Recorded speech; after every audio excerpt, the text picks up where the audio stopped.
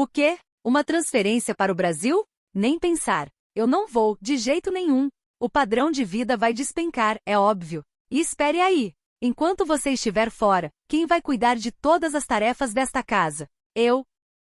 Meu nome é Jéssica, mas pode me chamar de Geis. Nasci e cresci nos Estados Unidos, e minha vida acontece em Nova York. Trabalho no ritmo frenético da publicidade, onde cada segundo conta.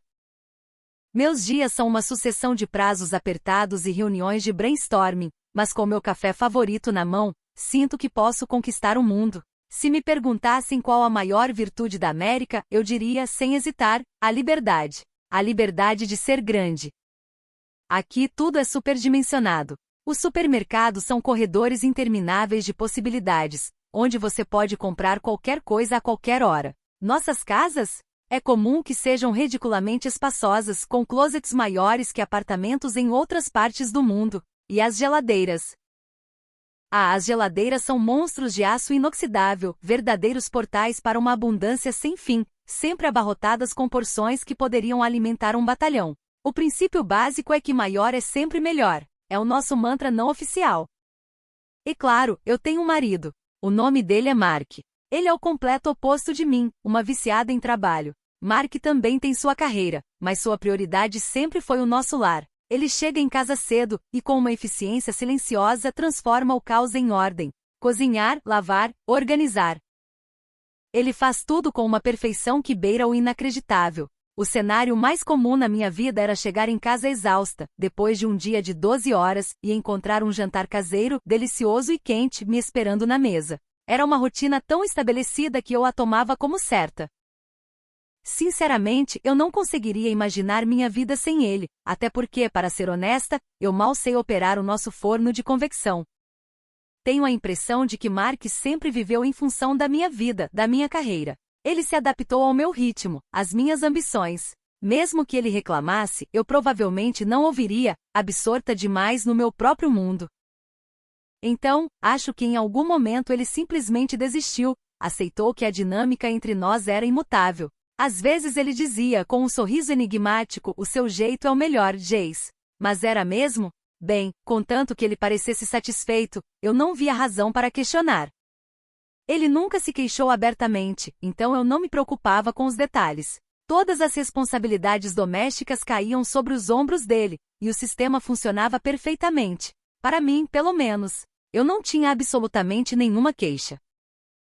Mas então, um dia, Mark chegou em casa com um sorriso diferente, mais radiante e intenso do que o habitual. Ele nunca foi uma pessoa muito expressiva, então aquela alegria explícita me deixou instantaneamente desconfiada. Geis, preciso conversar com você sobre uma coisa, ele disse, sua voz carregada de uma excitação contida. O que foi? Quer testar uma nova receita? Respondi distraída, folheando uns e-mails no celular. Não, não é isso. A empresa. Eles me ofereceram uma transferência internacional. Meu cérebro parou por um instante. Transferência? Para onde? Ele fez uma pausa, como se saboreasse a revelação. Para o Brasil.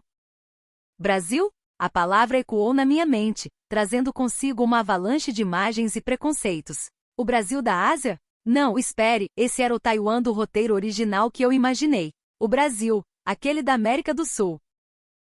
Sinceramente, minha mente ficou em branco por um segundo, e depois foi preenchida pelas piores suposições possíveis. Eu nunca tive uma imagem positiva do Brasil. Não que eu conhecesse algo concreto sobre o país, mas a simples menção à América do Sul evocava em mim a ideia de um lugar preso a tradições ultrapassadas, onde as pessoas viviam espremidas em apartamentos minúsculos, uma vida barulhenta e desorganizada. E a comida? Eu imaginava que seria tudo à base de frituras estranhas de rua, sabores exóticos e indigestos. Definitivamente não era um lugar onde eu poderia saborear um bom e suculento hambúrguer americano ou um filé mal passado. Um país de carnaval, futebol e... o que mais? Eu não fazia ideia. Embora já tivesse ouvido falar que o Brasil tinha alguma tecnologia, eu tinha certeza absoluta de que Nova York estava a anos-luz de distância em qualquer quesito. A imagem que se formou na minha cabeça era a de uma vida claustrofóbica e precária. Viver num cubículo, comendo petiscos esquisitos todos os dias? Impossível. O quê? Brasil? Por que diabos você iria para um lugar desses? Calma, Geis. Eu não disse que você iria. A proposta é para mim, ele respondeu com uma tranquilidade que me irritou profundamente. Havia um tom de distanciamento em sua voz, como se a minha presença nessa nova aventura nem estivesse sendo considerada. Obviamente eu também não diria que queria ir.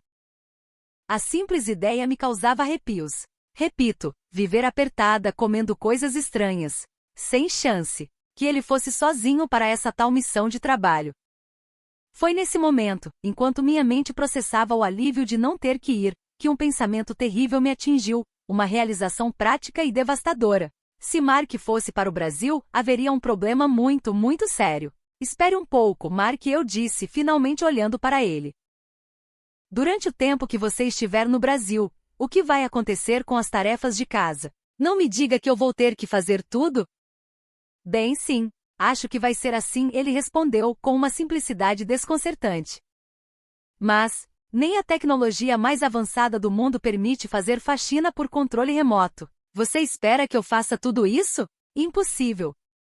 Então venha comigo para o Brasil, ele sugeriu calmamente.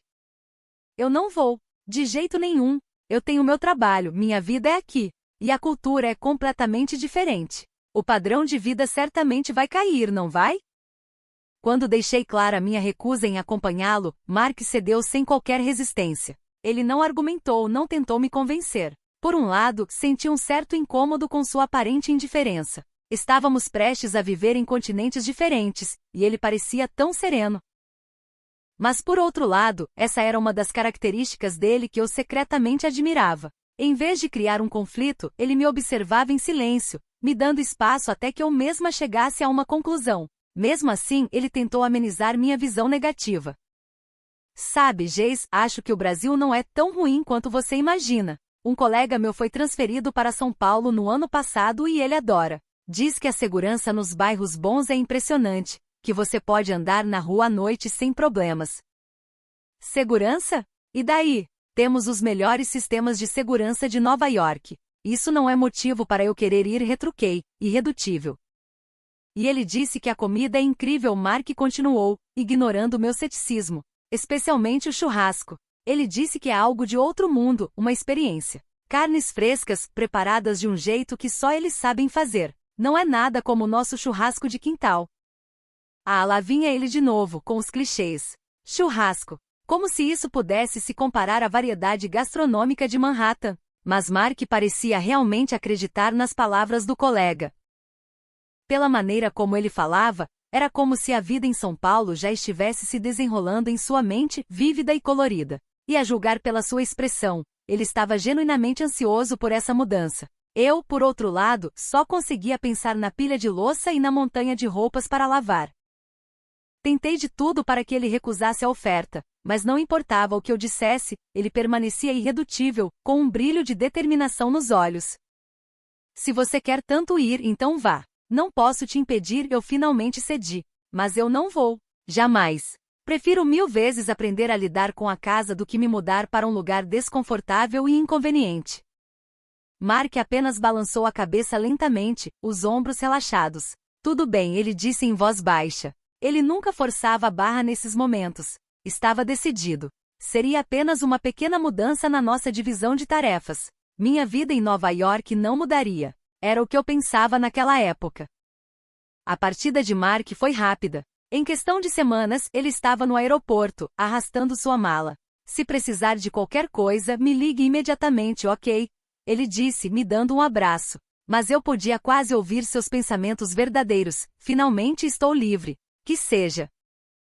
Eu também me sentia livre. Seria só por um ano, mais ou menos. Eu daria um jeito. Eu realmente acreditava nisso.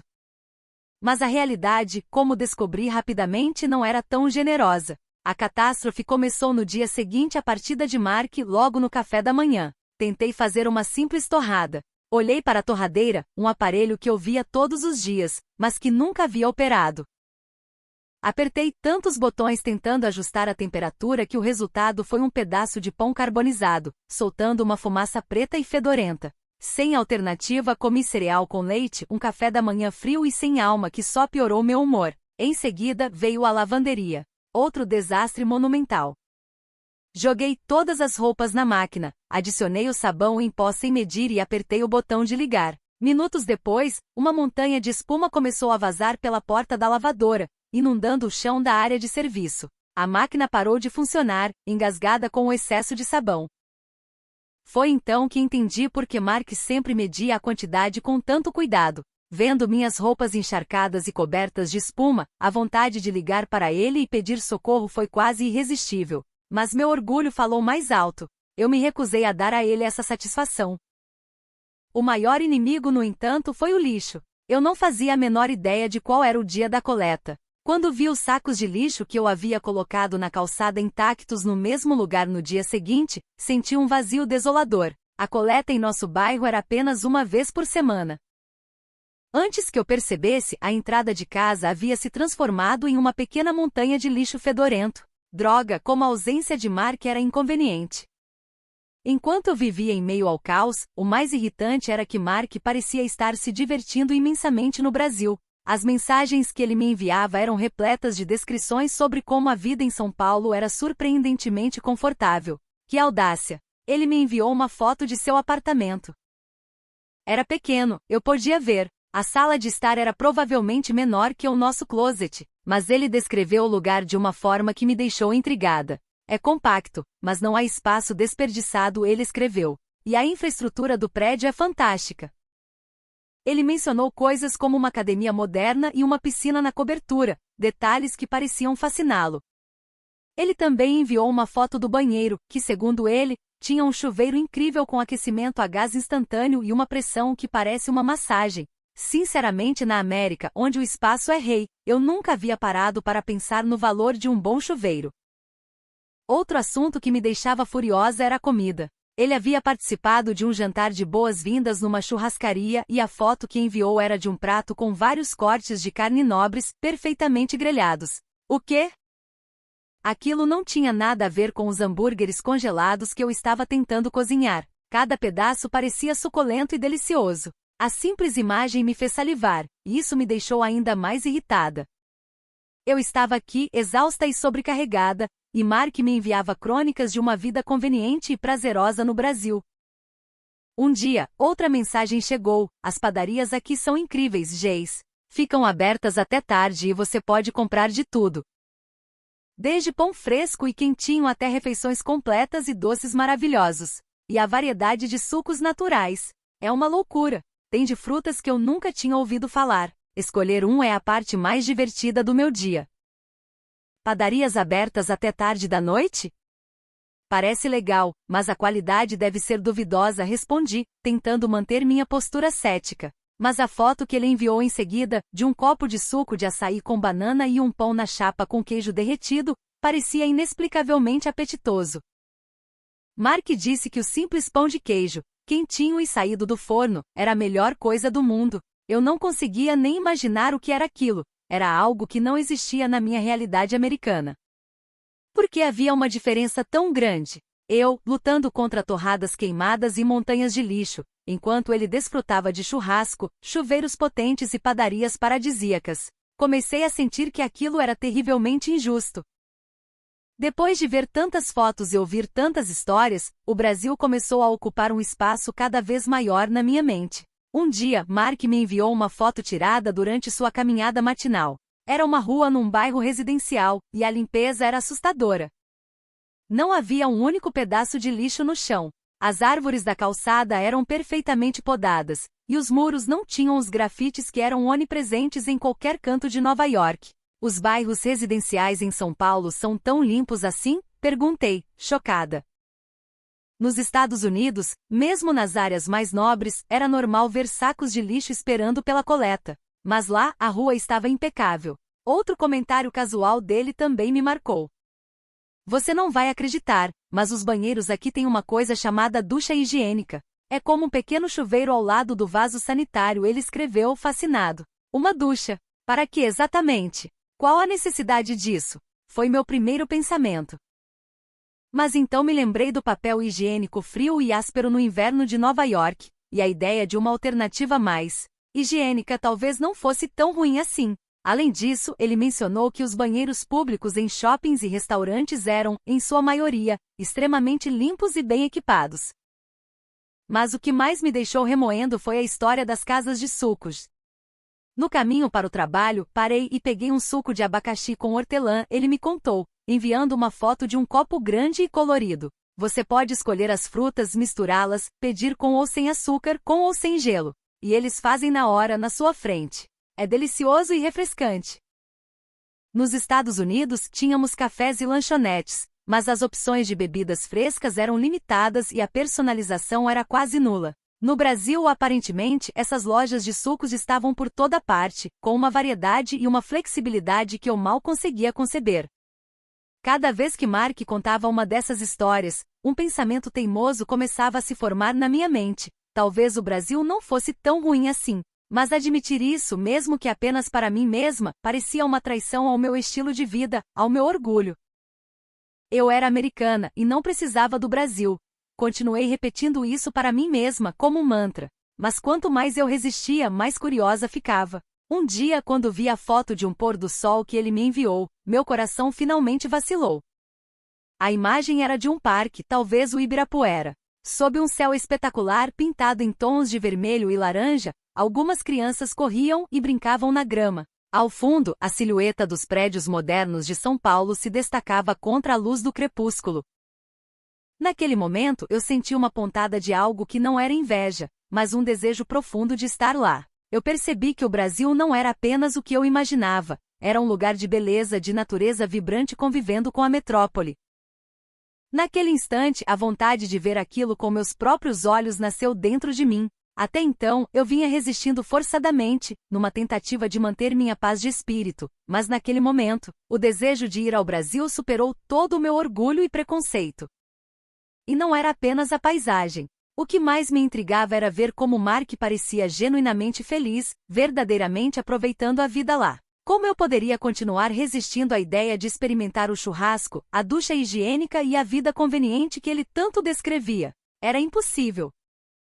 Então eu decidi, eu iria para o Brasil, e uma vez que eu decido algo, eu ajo rápido. Esse é o meu lema. Pedi à minha empresa para trabalhar remotamente por um tempo, finalizei todos os meus projetos urgentes, comprei a primeira passagem disponível, fiz as malas e embarquei em um avião para São Paulo. Afinal, não era justo que só ele se divertisse enquanto eu me afogava em tarefas domésticas. Churrasco, pão de queijo, o que quer que fosse, eu precisava experimentar por mim mesma para tirar minhas próprias conclusões. Ao chegar no Brasil, a primeira coisa que me chocou foi a limpeza e a organização da estação de metrô. O chão brilhava polido como um espelho. Não havia um único pedaço de papel no chão. Uma diferença abismal em relação ao metrô de Nova York, um labirinto sujo, barulhento e infestado de ratos.